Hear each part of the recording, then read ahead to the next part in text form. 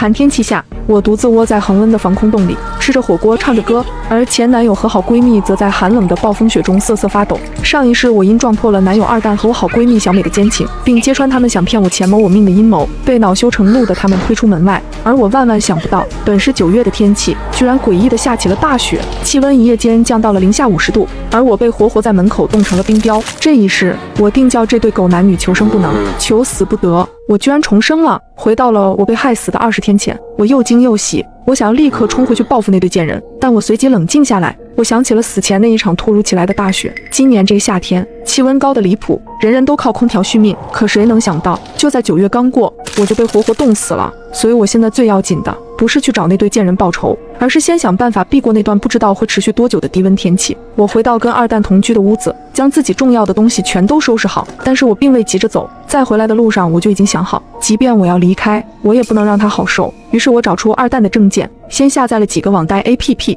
将二蛋的资料都输入了进去，然后做了一桌好菜，坐等二蛋下班回家。二蛋下班一进门，看到一脸甜笑的我和满满一桌菜，顿时诧异。我温柔地告诉他，我打算将我爸妈留给我的房子卖掉一套，买他看中的那套房子做婚房。二蛋和小美一直在合谋怎么哄我卖掉我爸妈的房子，骗走我的钱。见我终于松口要卖房，他非常高兴，过来就要亲我。我推开他，吃饭吧，我请了1周年假，你一早我就得去找中介呢。吃饭时，我撒娇地拿出手机要跟他合拍搞怪视频。二蛋向来讨厌我拍他，但现在他要哄着我卖房，自然百依百顺，让他眨眼就眨眼，让他摇头就摇头。眼见几个 APP 里100多万贷款全都到账，我卸载掉 APP， 笑着放下手机。哎呀，一直拍不好，不拍了。这顿饭我和他吃的都很开心，气氛一度十分和谐。第二天二蛋上班后，我打包了自己的物品离开了。爸妈去世前留给我的房子有2套，一套在市区，是学区房，一套是在宁市边郊紫金山下的小别墅。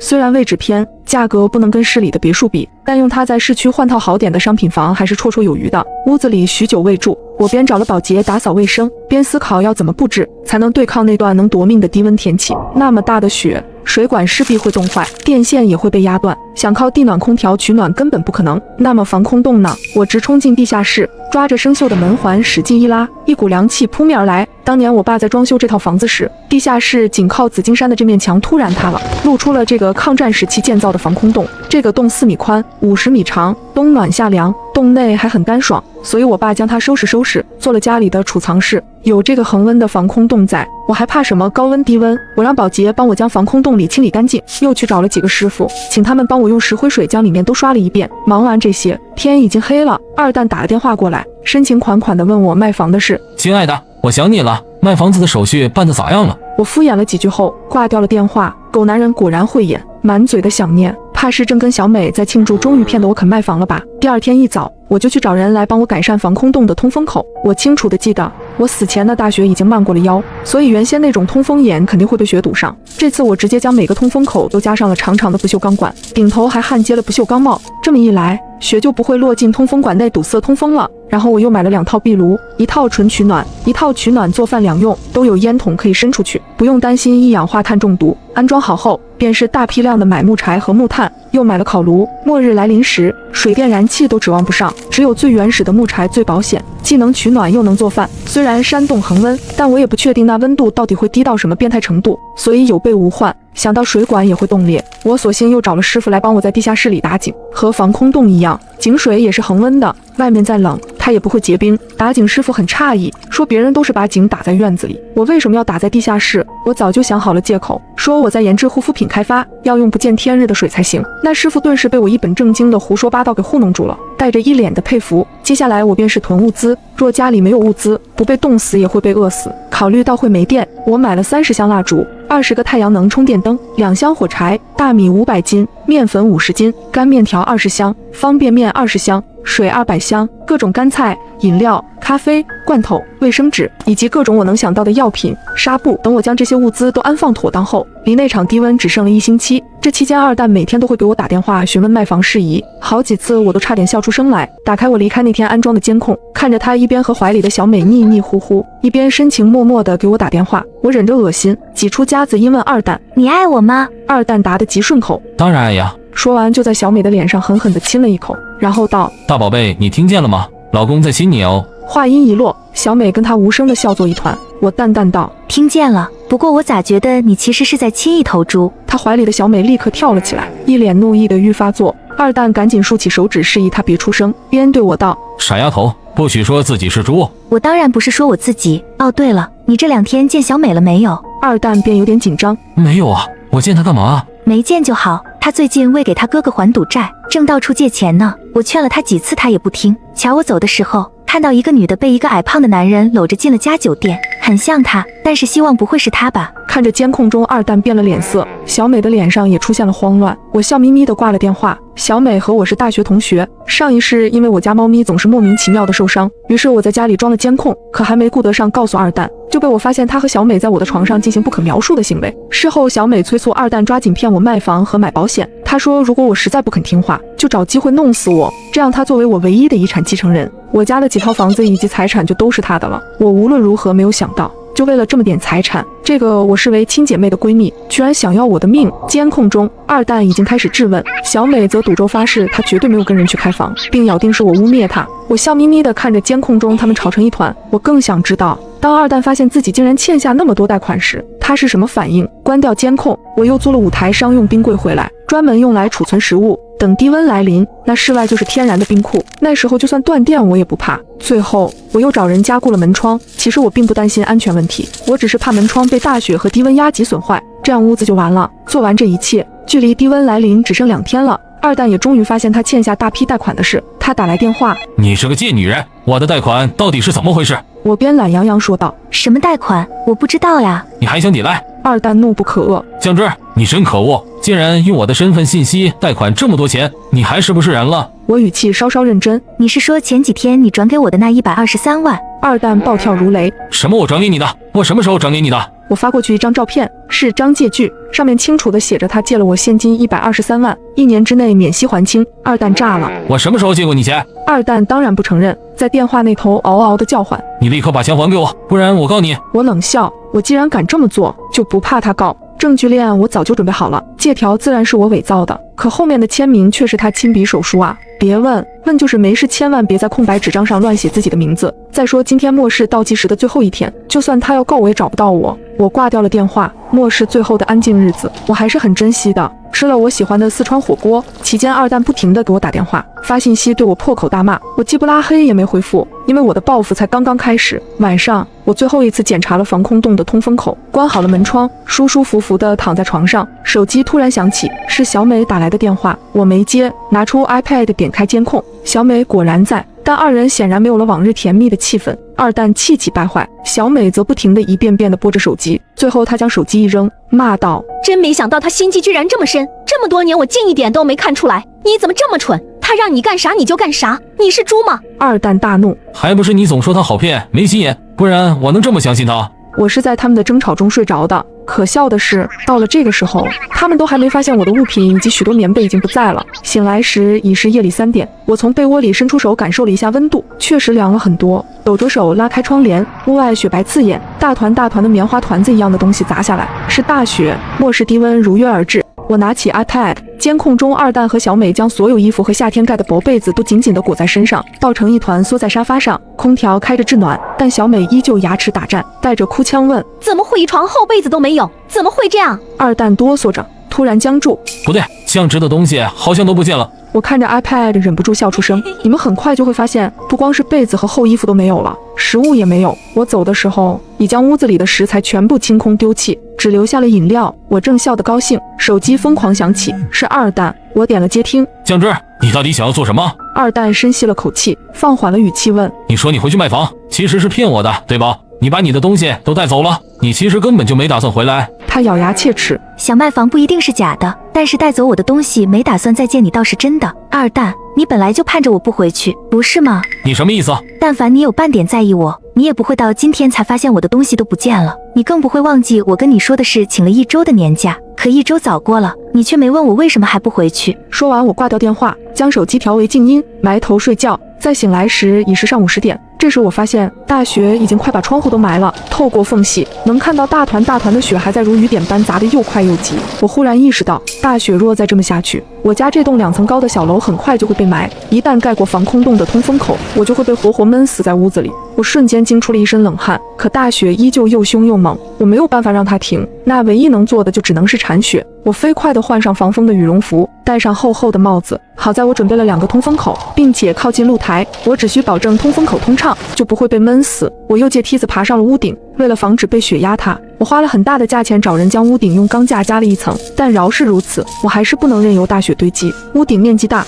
零下几十度的气温，我全身几乎被冻僵了。厚实的衣帽在低温面前单薄的像纸，我咬着牙坚持着，可雪实在太大了。不过一转头，刚刚铲完的地方又过了脚脖子，这让我心里有点发慌。照这个速度下去，最多到明天下午，这2楼就会被埋了。我无论如何没想到，我做了这么多的准备，却忘了考虑大雪肆虐下这套房子不够高。一想到可能住在6楼的二蛋和小美还没被冻死，我就先被闷死了。我就一口玉气堵着嗓子眼，好不容易将屋顶的雪铲下去。我又用2根红色的绸带绑在出风口上，为的是怕万一雪将屋子埋了，我好通过这红色来寻找出风口的位置。做完这一切，我才回到屋内，看着电和燃气依旧没断，让我有点意外。真是替二蛋和小美高兴呢，不断电，空调还能用，没那么快冻死。防空洞内的温度相比室外高了不止1点，但我还是点起了壁炉。没多一会儿，防空洞里就变得温暖如春。我一边喝茶，一边拿起 iPad， 点开监控。沙发上，二蛋脸色发青的在破口大骂：“这个贱人！等雪停了，我就去找他，我不会放过他。”小美哆哆嗦嗦的哭：“老公，我饿了。”“不，谁不饿？”二蛋吼起来：“外卖下单没人接单，我能怎么办？”“你这里怎么一点吃的也没有啊？”小美开始发脾气：“吃，你就知道吃。”这俩贱人狼狈的样子，看得我郁结的心情瞬间大好。我放下 iPad， 拿起手机，无数的未接电话和辱骂我的信息，全是二蛋的，有几条是小美的，都是嘘寒问暖，并问我在什么地方。好家伙，他还想着我不知道他和二蛋在一起，还在跟我演。我粗粗扫了一眼，没回。我点开那个小区的楼栋群，群里正为这场大雪聊得火热。到这时候，已经没人关心能不能上班了，大家都在哀嚎停水和寒冷。原来居然已经停水了。我先给群里发了个红包，吸引了众人的注意力，然后好心提醒大家，这天气太诡异了，也不知道会持续多久，建议大家珍惜家里的饮水、食物和御寒衣被，做最坏的打算。我提醒他们关好门窗，万一大雪不停，气温继续下降，没吃没喝没御寒衣被的人，为了活命，只怕会什么都干得出来。二蛋和小美不可能坐以待毙，等到熬不下去时，他俩必定会向邻居求助，而我要掐断他们的求助之路。跟群里邻居们打完预防针后，我点开了小美的对话框，回了句我在家，你呢？iPad 上的监控画面里，小美已经被冻傻了。还是二蛋发现了我的信息，他赶紧递给小美：“快，江浙回你信息了。”小美却带着哭腔：“回就回呗，他是能给我们送吃的，还是能给我们送衣服被子啊？”“你赶紧问他家地址啊，等雪停了，我们好去找他还钱。”小美便接过手机，手指明显冻僵了。打半天我也没收到一条信息。我对着壁炉和我面前的茶拍了张照片，然后将照片发给了小美，用懒洋洋的语气发了条语音：“哎呀，没想到这个时候居然下雪了，还下这么大，得亏我家里是有壁炉的，不然真要冻死了。”小美的神情和动作立刻变得僵硬了，随即咬牙切齿：“他居然在烤火，他还有吃的喝的，他怎么可以过得这么舒服？”二蛋显然也被刺激到了，他愣了一会儿后，就催促小美问我的地址。小美立即打来了电话，但被我掐掉了。我跟她回复说，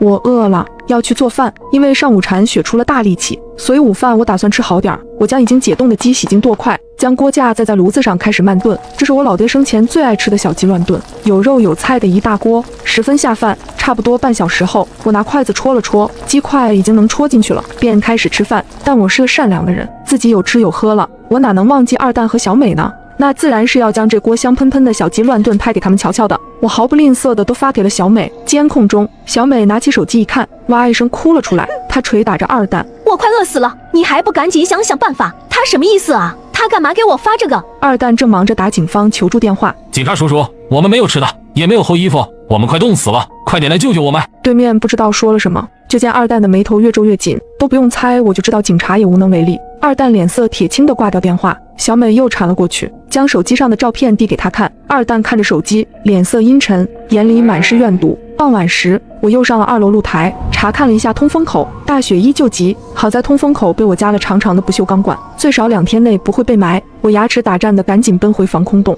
在炉火前烤了半天才缓过来。然后我就发现二蛋和小美那边的监控连不上了，楼栋群里大家都哀嚎，停电了。原来是小区停电了，没有电，空调不能用了，对二蛋和小美来说会是地狱般的毁灭。我打开某博，在铺天盖地的信息中，除了求助哀嚎外，我我看到许多部队警察投入清雪救助的活动，无数的电力工人顶着零下几十度的寒冷，冒死抢救被大雪压断的电线。当看到这些为灾情献出生命的英雄时，我泪目了。我突然对二蛋和小美的下场不再感兴趣。接下来的几天里，气温再次骤降，最低温度甚至达到了恐怖的零下40度，而我每天都躲在恒温的防空洞里，烤火喝茶铲雪睡觉。就这样，大雪持续了半个多月之后，终于停了。我搜索了附近的志愿群，加入其中。而在救助的过程中，我也得知二蛋和小美早已冻死在屋子里，而两人生前好像有打斗的痕迹，原来是因为家里只剩下最后一块面包。灾难面前，人人自危，两人便为了最后的食物打了起来，最后落得两人都惨死的下场。在一个百无聊赖的夜晚，男友小白突然给我打来电话。酱汁，这是真的，这个游戏真的有效果，它定会让你大吃一惊。我有点诧异，所以说它真的能让你的倒影消失？是的，真的很有趣，你试一试吗？可以把它当做这无聊夜晚打发时间的一种方式。在男友的不断怂恿下，我的好奇心也开始跃跃欲试。好吧，那我该怎么做？10分钟过后，我站在了浴室的镜子前，关掉灯，点燃一根蜡烛，将其放置在水槽周围的柜台上，然后询问男友：接下来我要做什么？现在拿起蜡烛，把它靠近你的胸口，看着镜子。于是我右手拿起蜡烛，左手拿着手机，看到手机里的男友正和我做着相同的动作。现在开始微笑，对着镜子微笑。接着我将蜡烛靠近我的下巴，尴尬了几秒之后，我的嘴唇张开，挤出了一个勉强的笑容。此时我能够听到外面北风呼啸，树枝不停地刮擦着我的窗户，这令我的内心不禁颤抖起来。但更为重要的是，我能够看到镜子中映出我脸的轮廓，他对着我咧着嘴微笑。我去，什么情况？我分明看到倒影中的眼睛调皮地转向一边，可我却站在这里一动未动。我的倒影竟然独自行动了，这让我瞬间感到脊背发凉，总感觉有人在黑暗中监视着我。我赶忙闭上眼睛，嘴里不停地念叨着：假的，都是假的，一切都是大脑产生的幻觉。等我的呼吸逐渐平稳下来，我睁开眼，瞧了一眼镜子，我的笑容瞬间消失了，但是镜子中的倒影却死死地盯着我，嘴唇依旧扭曲着微笑。这到底怎么回事？小白，到底发生了什么？快看，它有效了！赶紧停止，小白，赶紧停止这个游戏！可是我不知道该怎么停止这个。情急之下，我赶紧放下蜡烛，迅速把浴室的灯打开。当房间被照亮时，我这才稍稍松了一口气。可看向镜子时，我有些傻眼。小白，真的起作用了，我的倒影消失了，现在镜子里什么也没有。哈哈，我就说这真的有效，别担心，明天一早你的倒影就会回来。可是我仍然能在手机屏幕上看到我的倒影，这东西只适用于镜子吗？我不知道，但我不这样认为。可是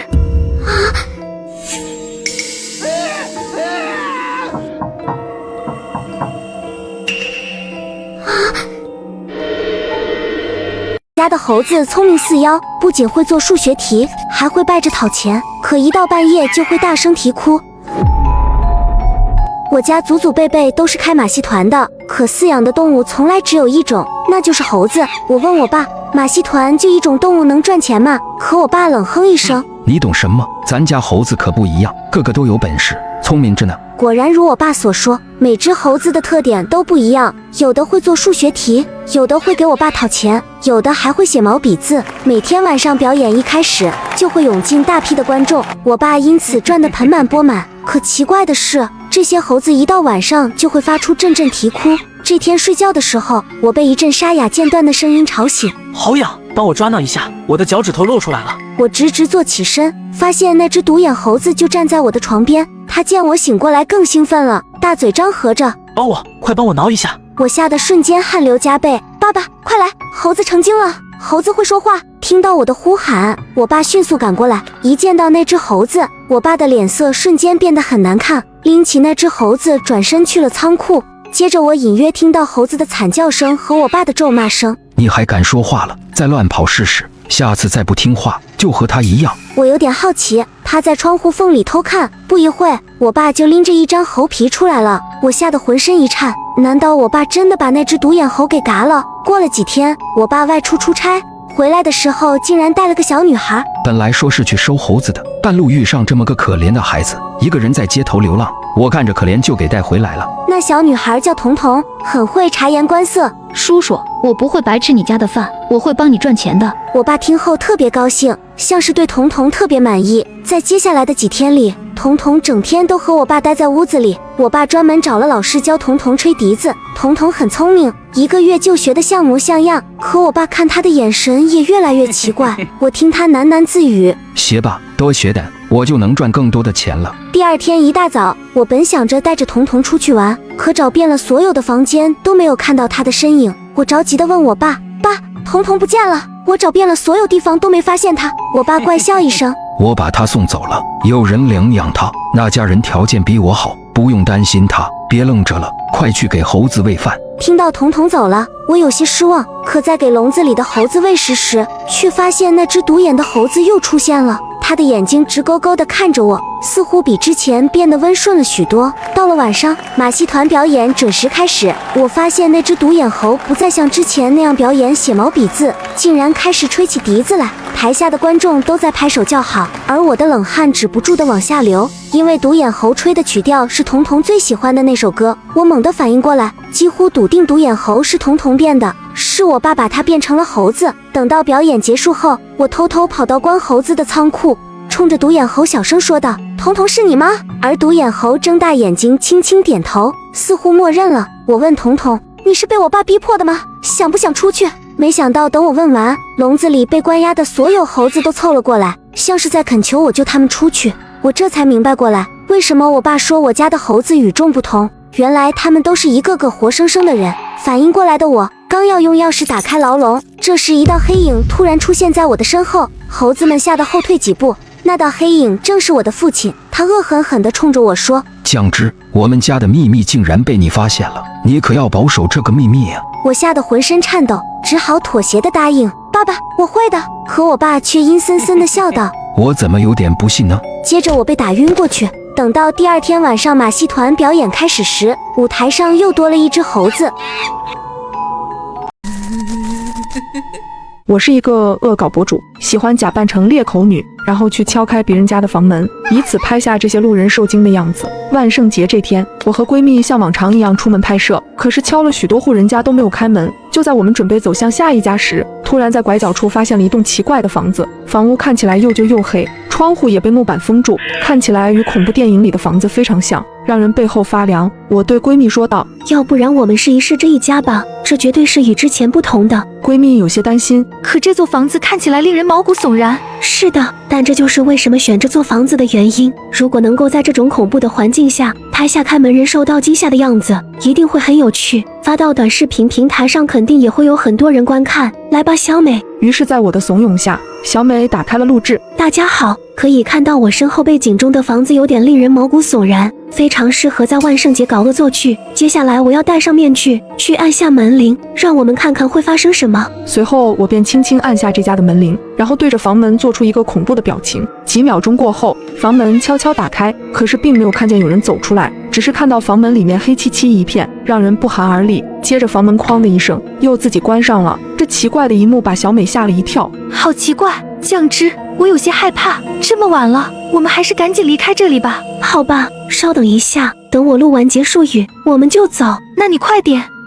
大家好，欢迎收看我们万圣节的特别视频。今天的录制很不顺利，最后一个房子的录制也很糟糕，因为你可以看到根本没有人出门。酱汁，我看到有人站在门口。什么？听到小美的话，我立马转头往后看，可发现身后只有空落落的房子，根本没有人。小美，你是不是眼花了？哪有什么人？可小美却是一脸疑惑地说道：但摄像机里有一个女人站在那里，她脸上挂着奇怪的微笑。听到这，我再次往身后看去，可还是空无一人。小美，停止录制，我没有看到任何人。等等，她正在向你走来。小美，你说什么呢？你别吓我。